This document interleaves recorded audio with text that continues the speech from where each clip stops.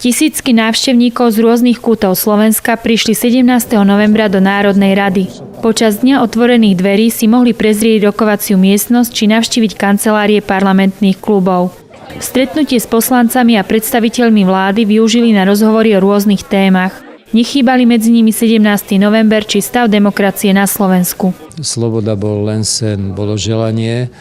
Sloboda bola vytopitá utrpením, nenávisťou, aj niekedy stratou života. Možno, že dnes sú pre niekoho menej sociálne istoty, na ktoré boli zvyknutí možno v bývalom režime a teraz ich niet. Samozrejme práve tá staršia generácia možno na toto viac spomína.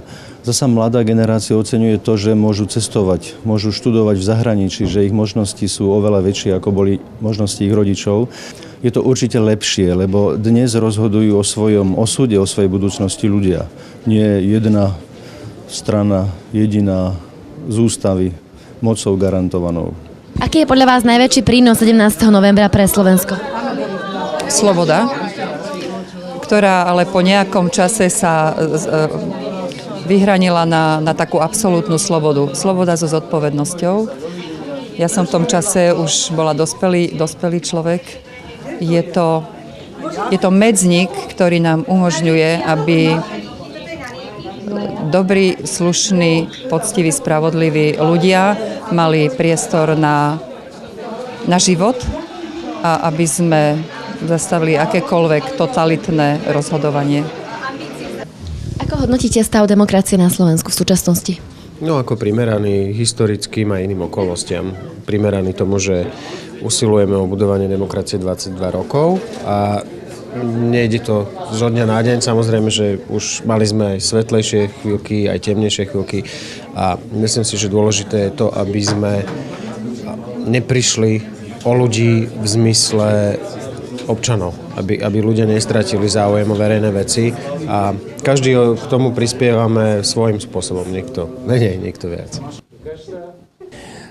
Mojou ambíciou však nie je otvoriť parlament len tento deň, ale mojou ambíciou je otvoriť parlament 365 dní v roku občanom Slovenskej republiky, preto len, bo ten parlament nie je parlamentom pre 150 poslancov, ten parlament je parlamentom pre 5,5 milióna občanov Slovenskej republiky a patrí im, my si ho len akoby prenajímame.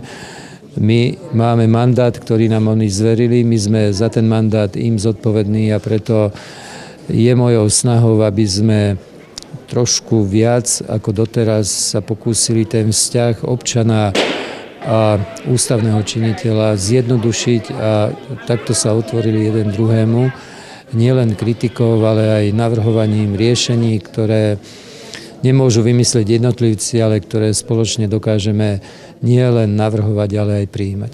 Myšlienky a ideály nežnej revolúcie sú aktuálne, ich odkaz doznieva aj v súčasnosti. Zuzana Takáčová, Západoslovenská televízia.